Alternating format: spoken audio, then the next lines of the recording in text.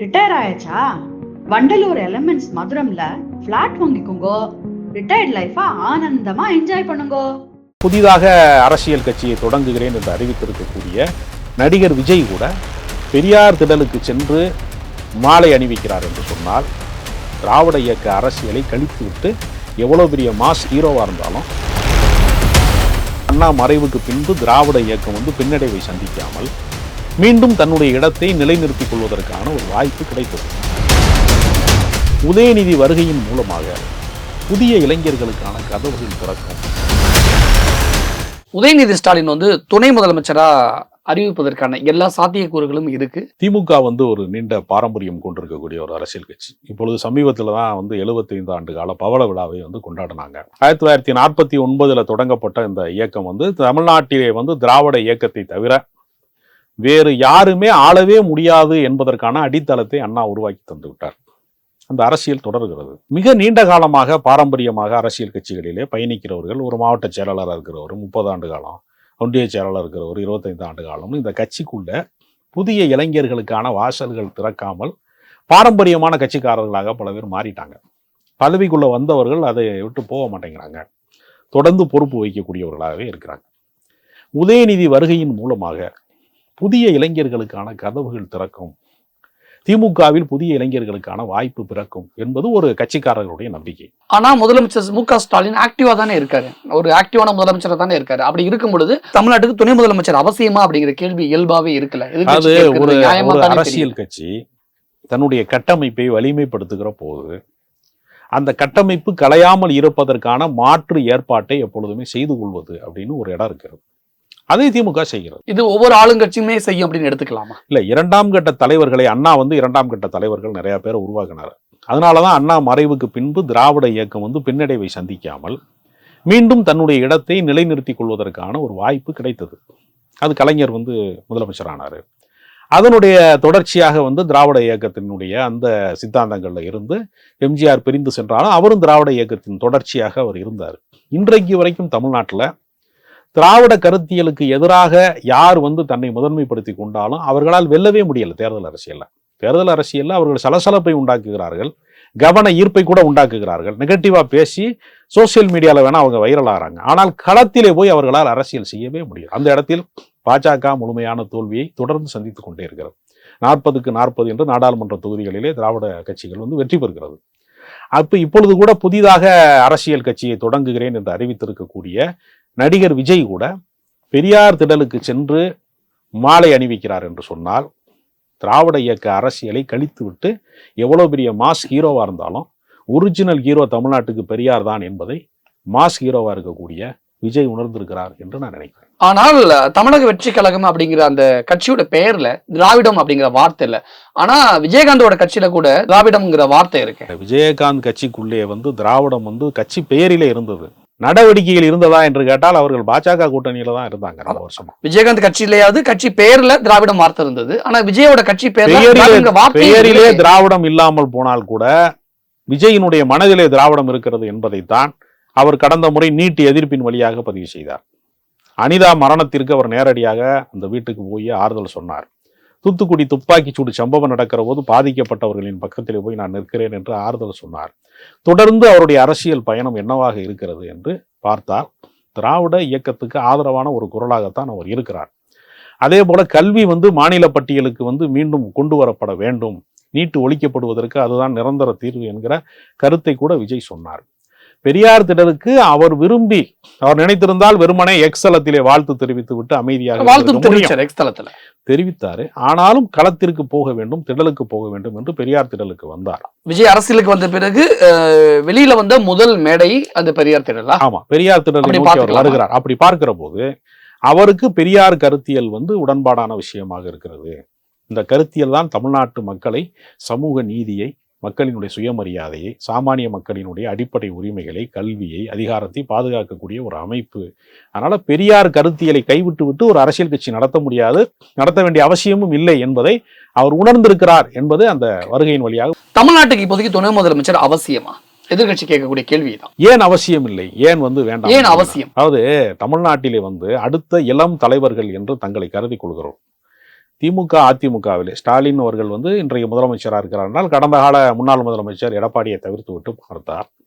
அடுத்த கட்ட அரசியலுடைய ஒரு புதிய பாய்ச்சலுக்கு பல பேர் தயாராக இருக்கிறார்கள். உதாரணத்திற்கு வந்து பாட்டாளி மக்கள் கட்சி வந்து அன்புமணி ராமதாஸை முதன்மைப்படுத்துகிறார்கள். நாம் தமிழர் கட்சி வந்து சீமான் தான் அடுத்த முதல்வர் வேட்பாளர் என்று சொல்கிறார்கள். பாஜக அண்ணாமலை தான் அடுத்த முதல்வர் வேட்பாளர் என்று சொல்கிறார். ஒவ்வொரு கட்சிகளும் தங்களுடைய அடுத்த ஒரு தலைவரை வந்து அடையாளப்படுத்துறாங்க. இப்ப வயது மூப்பு காரணமாக ஸ்டாலின் இருக்கிறார்.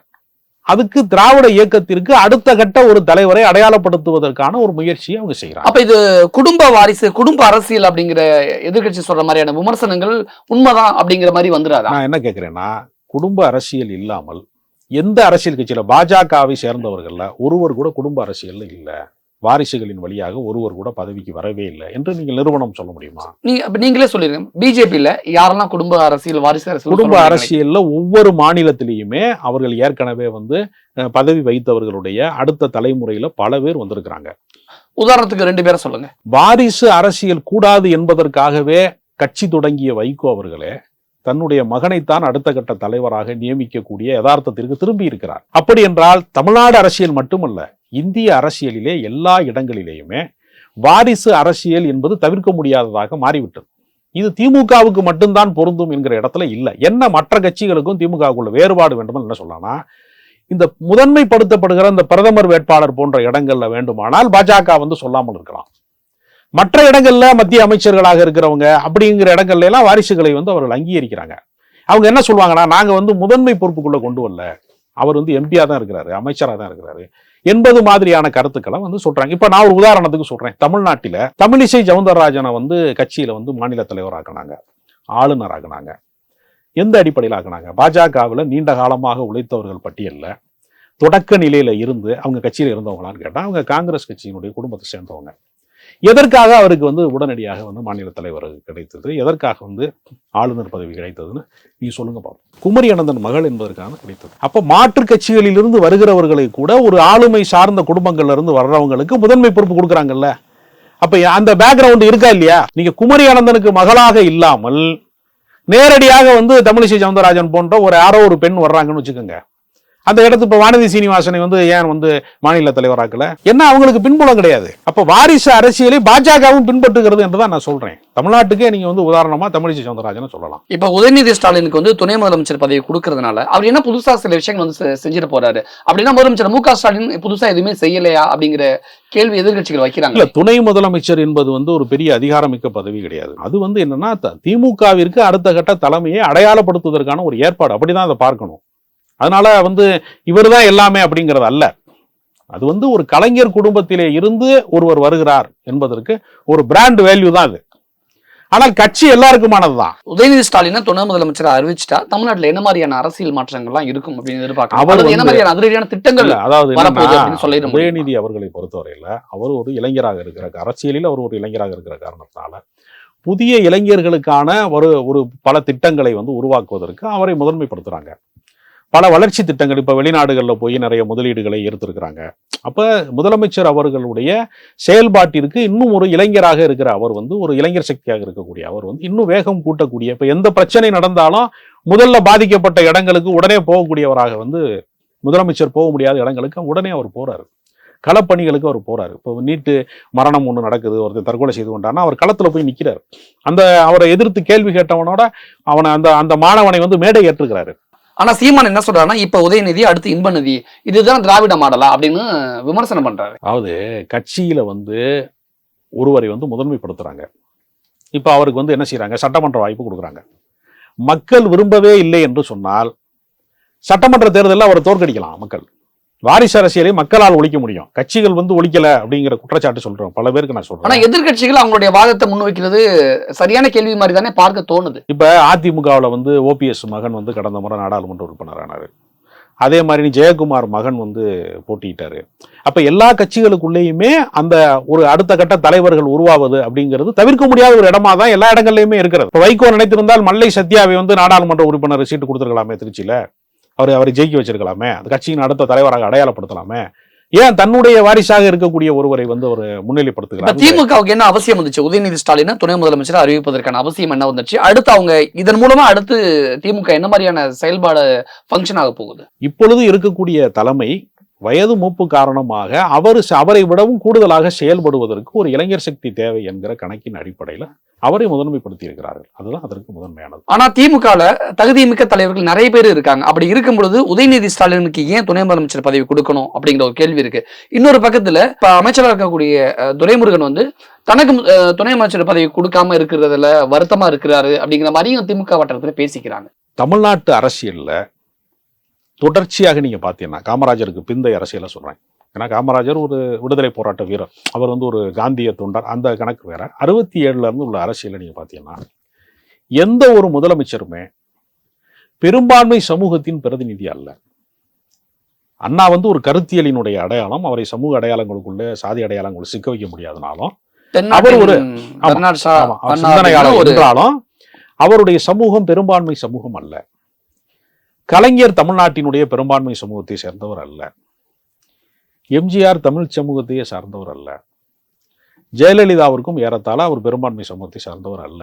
இதுல என்ன பிளஸ் இருக்குன்னு நான் நினைக்கிறேன்னா, இந்த அதிமுகவினுடைய பிளவு அரசியல் எங்கே தோன்றியது? நீங்க முழுக்க என்ன செஞ்சீங்கன்னா, சசிகலா ஒரு நிழல் முதலமைச்சரை போல அதிகார மையமாக அவர் தொடர்ந்து இருந்த போது தேவர் குருபூஜை போன்ற விழாக்களுக்கெல்லாம் ஒரு பிரத்யேகமாக அதிமுக முன்னெடுப்பு செய்த போதெல்லாம் இது ஒரு தேவர் கட்சி என்பதை போன்ற ஒரு தோற்றத்தை அந்த கட்சியினுடைய நிர்வாகிகளுக்கு மட்டத்தில் ஒன்று உருவாக்கி கொண்டே இருந்தது. அந்த கட்சி எல்லாருக்குமானது என்றாலும் சசிகலா தான் தீர்மானிக்கக்கூடிய இடத்துல இருக்கிறாரு. சட்டமன்ற உறுப்பினர்களையோ யாரை வந்து வேட்பாளராக நிறுத்த வேண்டும் என்பதெல்லாம் டிக்கடிக்கக்கூடிய இடத்துல சசிகலா தான் இருக்கிறாரு என்பதனால ஒரு சாதிய நிழல் அந்த கட்சி மேல விழுந்தது. அதே கட்சியில இருந்து ஜெயலலிதா மறைவுக்கு பின்பு ஓபிஎஸ் வந்து நமக்கு உண்மையா இல்லை என்கிற ஏதோ ஒரு வருத்தத்துல தேர்வு செய்யப்பட்டவராக எடப்பாடி பழனிசாமி உருவாக்கப்பட்டார்.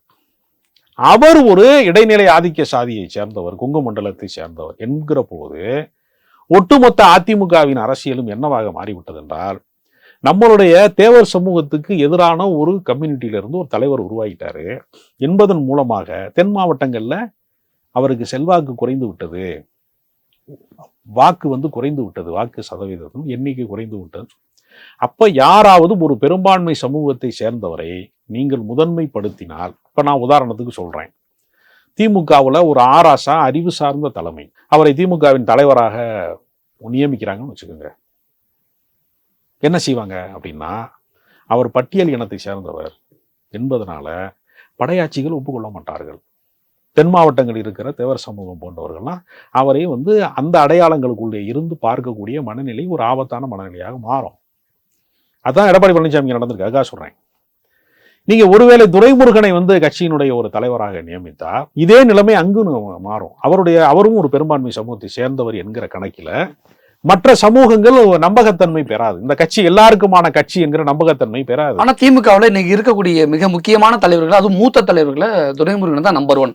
அவருடைய மனசுல இருக்கு அப்படின்னு திமுகவுல உதயநிதி, அதாவது கலைஞர் அவர் வந்து முழுக்க ஒரு சிறுபான்மை சாதியை சேர்ந்தவர், சமூகத்தை சேர்ந்தவர் என்பதன் மூலமாக சாதி முத்திரையை அவர் மீது யாரும் குத்த முடியாது. எங்கள் சமூகத்துக்கு அவர் எதிரானவர் என்று யாரும் சொல்ல முடியாது. என் சமூகத்துக்கு எதிராக அவர் இருப்பார் என்று சொல்ல முடியாது. அப்ப அந்த இடங்கள்ல எல்லா சமூகங்களையும் அரவணைக்கக்கூடிய ஒரு இடமாக கலைஞர் இருந்தார் கடந்த காலத்துல. அந்த பின்னணியில இருந்து கலைஞர் குடும்பத்திலிருந்து ஒரு அரசியல் தலைமை வருகிற போது சமூக ரீதியாக இந்த கட்சி இதற்கான முத்திரை என்று யாரும் குத்த முடியாது. அப்ப துணை முதலமைச்சரா சாதி அறிவிச்சா ஏத்துக்காத மக்கள் உதயநிதி ஸ்டாலின் அறிவிச்சா ஏத்துப்பாங்களா? ஆமா, நிச்சயமா. கட்சி நிர்வாகிகள் முதல் கட்டமா ஏற்பாங்க. பொதுமக்கள் துரைமுருகன் அறிவிச்சா கட்சி நிர்வாகிகள் ஏத்துக்க மாட்டாங்களா? கட்சி நிர்வாகிகள் வந்து ஒப்புக்கொண்டாலும் உள்ளுக்குள்ள ஒரு புகை மூட்டை அதுக்குள்ள இருந்துகிட்டே இருக்கும் எப்பொழுதுமே. அதனால சாதி ரீதியாக பெரும்பான்மை சமூகங்களை சார்ந்தவர்களை எதனால வந்து ராமதாசினுடைய அரசியல் வெல்ல முடியல? மாற்றம், முன்னேற்றம், அன்புமணின்னு அறிவிச்சிய ஏன் வெல்ல முடியல? இது எல்லாத்தையுமே வந்து நாங்கள் வந்து நான் தமிழ் சமூகத்தை சேர்ந்தவன், தமிழன் தான் இந்த நாட்டை ஆளணும், தூய தமிழர் நாங்க அப்படின்னு கூவுற 14 வருஷமா கூவிக்கிட்டு இருக்கிற சீமானுக்கு ஏன் வாக்கு வங்கி உயரல? வெறும் இப்பதான் 8.4 வந்திருக்காரு. ஒரு சட்டமன்ற உறுப்பினர் கிடையாது, நாடாளுமன்றம். அப்ப ஒரு சமூகத்தினுடைய பிரதிநிதியை நீங்கள் உயர்த்தி பிடித்தால் மற்ற சமூகங்கள் அதை ஏற்றுக்கொள்வதற்கு, நம்புவதற்கு தயாராக இல்லை. அப்ப திமுகவின் அடுத்த கட்ட அரசியல் நகர்வு, இந்த காய் நகர்த்துறது அப்படிங்கிறது சரியாதான் இருக்கா? சரியான பார்வையில இருக்கு. சமூக நீதி பார்வையோட இருக்கிறது. சாதியற்ற ஒரு தலைமை இருக்கணும். சாதியை போற்றாத அல்லது சாதியை பின்பற்றாத, சாதியை வந்து முன்மொழியாத ஒரு தலைமை இருக்கணும் அப்படிங்கிறதன் மூலமாக எல்லா சமூகங்களையும் ஒருங்கிணைக்கிற, அரவணைக்கிற ஒரு தலைமையாக உதயநிதியை வந்து கலைஞருடைய அந்த தொடர்ச்சியாக பார்க்கிற போது இந்த கட்சி கட்டுக்கோப்பாக தொடர்வதற்கான வாய்ப்பாக அது மாறும். ஒருவேளை உதயநிதி ஸ்டாலினை துணை முதலமைச்சர் அறிவிச்சிட்டா முதலமைச்சர் மு க ஸ்டாலினுடைய செயல்பாடு கொஞ்சம் கொஞ்சமா படிப்படியா குறைக்கப்படுமா, அல்லது அப்படிலாம் இல்லை. அது ஏற்கனவே துணை முதலமைச்சராக கலைஞர் இருந்த போது ஏற்கனவே துணை முதலமைச்சராக ஸ்டாலின் இருந்திருக்கிறாரு. அப்ப என்ன படிப்படியாக கலைஞர் ஆக்டிவா இல்ல ஆக்டிவா தான் இருந்தாரு. கடைசியாக அவர் மரணமடைவதற்கு ஒரு ஆண்டுக்கு முன்பு தான் அவர் வந்து அதிகமாக வந்து அவர் அறிக்கை வெளியிடல, பேச முடியாம நினைவு. மு க ஸ்டாலின் துணை முதலமைச்சர் அறிவிச்சதுக்கு பிறகு கலைஞர் முதலமைச்சராகவே இருந்தாலும் கூட அவர் ஆக்டிவா இல்ல அப்படிங்கிற, அதாவது சிந்திக்கக்கூடியவராக, அறிக்கை வெளியிடக்கூடியவராக, பேசக்கூடியவராக கலைஞர் இருந்தாரு. பயணங்களை வந்து இவர் செய்தார். இப்ப மதுரைக்கு போகணும் உடனடியா, ஒரு கட்சியினுடைய முக்கிய நிர்வாகிகளுடைய ஒரு அமைச்சர் இல்ல திருமண விழாவுக்கு போகணும் அப்படின்னா அந்த இடத்துக்கு கலைஞர் அலைய முடியாது அப்படிங்கிற இடத்துக்கு தான் இவர் அனுப்புவாங்க. அப்படின்னா கலைஞர் முதலமைச்சரா இருக்கும்போது துணை முதலமைச்சர் மு க ஸ்டாலின் இருந்து என்னெல்லாம் பண்ணாரோ, எப்படி எல்லாம் செயல்பட்டாரோ, இப்ப உதயநிதி துணை முதலமைச்சர் அறிவிச்சதுக்கு அப்புறம் அப்ப துணை முதலமைச்சர் அந்த மு க ஸ்டாலின் என்னெல்லாம் செஞ்சாரோ அதை தான் இப்ப இருக்கக்கூடிய, இனி அறிவிச்சதுக்கு அப்புறம் வரக்கூடிய உதயநிதி ஸ்டாலின் செய்ய போறாரா துணை முதலமைச்சரா?